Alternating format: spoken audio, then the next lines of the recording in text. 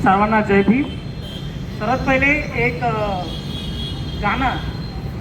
लागला करायला झुकून सलाम पुन्हा, लागला करायला झुकून सलाम पुन्हा, भीम तुझा बाड आता झाल रे गुलाम पुन्हा, शिवरा तुझा बाड आता झाल रे गुलाम पुन्हा, भीमा तुझा बाड आता झाल रे गुलाम पुन्हा. का असं बोलतोय मी?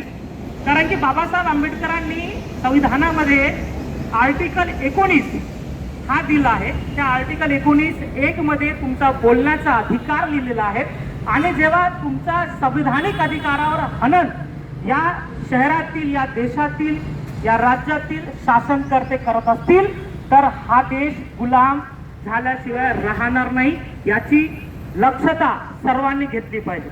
आज देशामध्ये काय सुरू आहे की प्रत्येक इन्फ्लुएन्सर असेल जो शासनाविरोधात बोलत असेल, सरकार विरोधात बोलत असेल किंवा प्रशासनाविरोधात बोलत असेल, त्यांचा अकाउंट डिलीट करण्याचं काम ही सरकार करत आहे.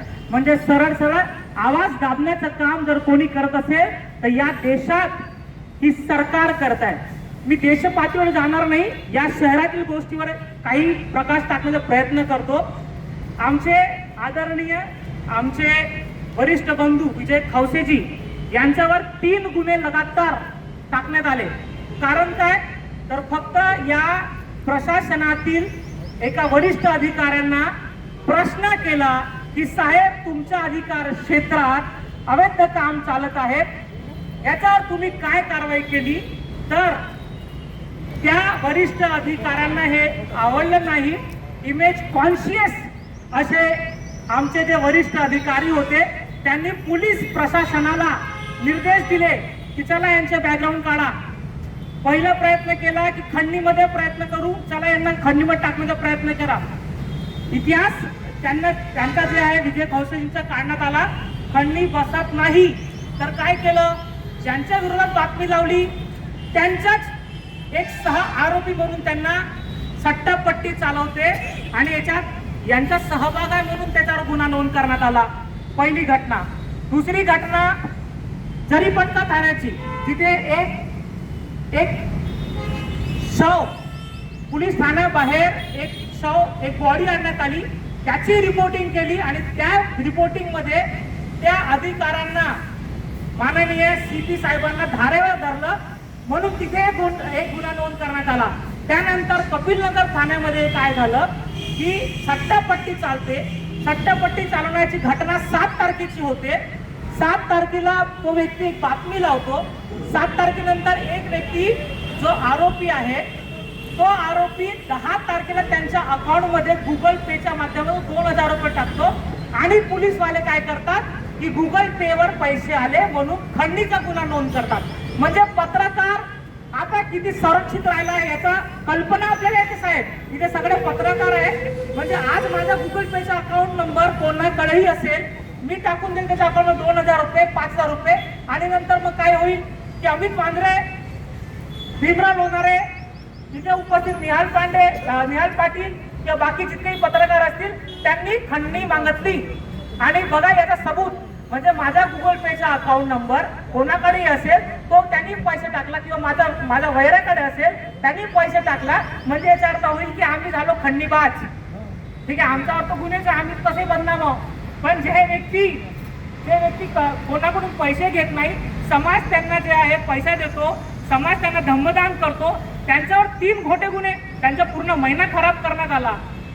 आणि काय सांगण्यात येतं की पत्रकार अशा पद्धतीने खंडणी घेतात पूर्ण. आणि प्रश्न काय आहे, सर्वात मोठा प्रॉब्लेम काय आहे की डिजिटल मीडियाचे वैरी कोणी आहे तर आपलेच लोक आहेत. आपले म्हणजे कोण? हे प्रिंटवाले आणि इलेक्ट्रिक जे मोठे माध्यम आहेत ते वैरी आहेत. जेव्हाही तुमच्यावर एकही गुन्हा किंवा एकही अशी बातमी येते ते फ्रंट पेज बातमी लावतात. माझ्या केसमध्ये माझ्यावर केस झाला तर फ्रंट पेज बातमी, पहिले नियम आहे की कोणत्याही आरोपीचा तुम्ही चेहरा दाखवू शकत नाही. फ्रंट पेज मध्ये बातमी माझ्या चेहऱ्यासह बातमी लावली. कोण लावली? ह्या प्रिंट मीडियावाल्यांना लावली. मग आता त्या केसमध्ये मी निर्दोष मुक्त झालो. मी सगळ्या पत्रकारांना ती बातमी पाठवली की साहेब मी निर्दोष मुक्त झालो आहे, आता बातमी लावा. एकही प्रिंटरने बातमी लावली नाही. म्हणजे यांचं काम फक्त बदनामी करण्याचं आहे का? हे पत्रकार आहेत आपले, लक्षात घेऊन घ्या. आणि जेव्हा बाबासाहेबांनी तुम्हाला आर्टिकल 19च्या माध्यमातून आर्टिकल 91च्या माध्यमातून बोलण्याचा अधिकार दिला आहे, आपला मत मांडण्याचा अधिकार दिला आहे, तर हे भाडखाऊ लोक होते कोण? थांबवणारे आपल्याला. आणि जर या देशात अख्ख्या पूर्ण देशात अशा पद्धतीने जेव्हा सरकार विरोधी गोष्टी होत आहे आणि ते गोष्टी फक्त दाखवण्याचं काम पत्रकार किंवा इन्फ्लुएन्सर का पत्रकार तर करतच नाही, त्यांच्या गांडी जमत नाही आहे. हे कोणतेही मोठे चॅनलचे पत्रकार नाव घेऊन घ्या, एबीपी, झी न्यूज, हे झाले पूर्ण सरकारचे बैल बनले आहेत, बैल बुद्धी आणि विकलेले आहेत. म्हणून हे लोक दाखवू शकतात का? नाही दाखवू शकत. मी नाव घेतो, एका चॅनलचा मालक राज्यसभेचा सदस्य बनून जातो याच्यावर, आणि मग तो काय सरकारच्या विरोधात बोलणार आहे? बोलू शकतो का? नाही बोलू शकत. तर अशा जे काही सामान्य गरीब परिस्थितीतून किंवा विचारधारेला मुवमेंट मधून आलेले जे लोक असतात, ते लोक या देशात बाबासाहेबांचा जो आर्टिकल आहे 91 त्याला टिकवण्यासाठी आवाज उचलतात. आणि आवाज उचललं म्हणून काय करतात की हे लोक झाले नक्षलवादी. दलितांनी विचार केला, दलितांनी प्रश्न केला, तो जातीवादी होतो. आदिवासींनी विचार केला तर तो नक्षलवादी होतो. आणि मुसलमान या देशात तसंही आतंकवादी आहेत. म्हणजे आता जे लोक मुख्यधारे जे बोलण्याचं काम करतात त्यांना दडपण्याचं काम हे सरकार करत आहे. मुकेश मोहन सारखा एक व्यक्ती जिथे तो दलित, आदिवासी, ओबीसी यांचे प्रश्न करतो आणि मोठ्या एका अधिकाऱ्याला धारेवर धरतो, एका नेत्याला धारेवर धरतो, तर त्याच्या विरोधात 50 कोटीची मानहानी करतात. आणि आज त्या व्यक्तीला तुम्ही नॅशनल पर्सनॅलिटी बनवून दिली. कोणाची चुकी? तुमची चुकी साहेब. तुम्ही नागपुरात सांगता की आम्ही मोठे मोठे जे आहे रेल्वे बांधले, आम्ही मेट्रो बांधली. अरे साधारण तुम्हाला एक शाळा तुम्ही बनवू शकली नाही आणि तुम्ही सांगता की आम्ही भारत सरकारच्या टॉप मोस्ट 5 मंत्र्यामध्ये येतो. लाज वाटते का आपल्याला? एक महानगरपालिका शाळा जर यांची हिंमत असेल तर सांगा की आम्ही चांगली बनवली. याच्यावर जर कोणी प्रश्न उपस्थित करत असेल तर हे म्हणतात खाली जातीवादी आहे, हे मोदी विरोधी आहे, हे भाजपा विरोधी आहे. अरे आम्ही कोणत्याही पत्रकारिता ना मोदी विरोधी आहे ना भाजपा विरोधी आहे. आम्हाला शिकवण्यालाच हे आलाय. आम्ही पत्रकारिता शिकलो आहे, तर हे शिकलाय की अर्धा ग्लास खाली आहे हे सांगा. अर्धा ग्लास भरलाय की त्यांची पीआरटी आहे ना काम करण्यासाठी. आम्ही काय सांगायची? जर अर्धा ग्लास खाली आहे तर त्याच्यावर काम करण्याचे सरकार काम करेल. पण प्रश्न काय होत आहे? लोकांना मोठे मोठे स्वप्न दाखवत आहेत आणि लोकांना मूर्ख बनवत आहेत. आज आमच्या सारखे इन्फ्लुएन्सर, छोटे पत्रकार यांचे अकाउंट डिलीट करण्यात येत आहेत. भीती वाटते आजकाल बोलण्यासाठी. ठीक आहे, बाबासाहेबांचे लेख आम्हाला तशी भीती वाटत नाही. काय करा? जेलमध्ये टाकायला त्याच्या विरुद्ध करणार काय? याच्यावरती काही तुमचा हातात आहे नाही. पण तरी बाबासाहेबांच्या संविधान टिकवण्यासाठी आम्ही बोलत राहू. एक अकाउंट डिलीट करा, 2 करा, 3 करा, जितके करायचे कराल. मुकेश मोहन सारखा व्यक्ती जेव्हा प्रश्न उपस्थित करतो आणि सरकारला धारेवर धरतो, त्याच्या समर्थनात आमच्या सारखे हजारो इन्फ्लुएन्सर, पत्रकार, डिजिटल माध्यमाचे पत्रकार हे उपस्थित आणि उभे राहतील. याची शाश्वती जी आहे आम्ही देतो आहे. आपण सोबत त्यांचा बिलकुल. विजय खवसे सारखे पत्रकार जेव्हा प्रशासनाला धारेवर धरण्याचा प्रयत्न करतात तेव्हा त्यांच्यावर 3 खोटे गुन्हे दाखल करण्यात येते. आणि आम्हाला जितकी माहिती आहे कमीत कमी 8 ते 10 गुन्हे त्यांच्यावर लावण्याचा प्रयत्न किंवा पोलीस ठाण्याला असे निर्देश देण्यात आले होते की 8 ते 10 गुन्हे यांच्यावर नोंद करा आणि MPDA सारखा एक मोठा गुन्हा यांना लावा, ऍक्ट लावा आणि 1 वर्ष जेलमध्ये टाका. तर हे गळाचेपी आहे, गळचेपी आहे पत्रकारांची, सामान्य जनतेची. जो व्यक्ती प्रश्न उपस्थित करतो त्यांची गळचेपी करण्याचा अधिकार इथे कोणीच दिला नाहीये. प्रश्न असा आहे की जेव्हा आपण हा प्रश्न उपस्थित करतो तर वरच्या अधिकारी वरच्या पातळीवर ऐकणारा कोणी नाहीये. मग आपण तक्रार करायची तर करायची कोणाला? हा एक नेमका प्रश्न आहे. आम्ही जर गृहमंत्र्यांना प्रश्न उपस्थित करतो की साहेब अशा पद्धतीने पत्रकारांना खोटे गुन्हे नोंद करण्यात येत आहे, तर गृहमंत्री साहेब त्यांच्यावर उत्तर देत नाही.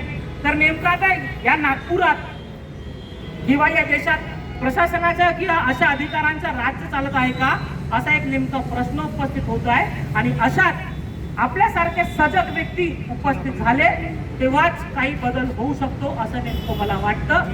आणि म्हणून जेव्हा जेव्हा बाबासाहेबांच्या संविधानावर आर्टिकल 91 वर घाला घालण्याचा प्रयत्न या देशात कोणीही करत असेल तर त्यांच्या विरोधात जेव्हापर्यंत लांब बंद होणार नाही तेव्हापर्यंत यांना अक्कल घडणार नाही, हे लक्षात घेतलं पाहिजे.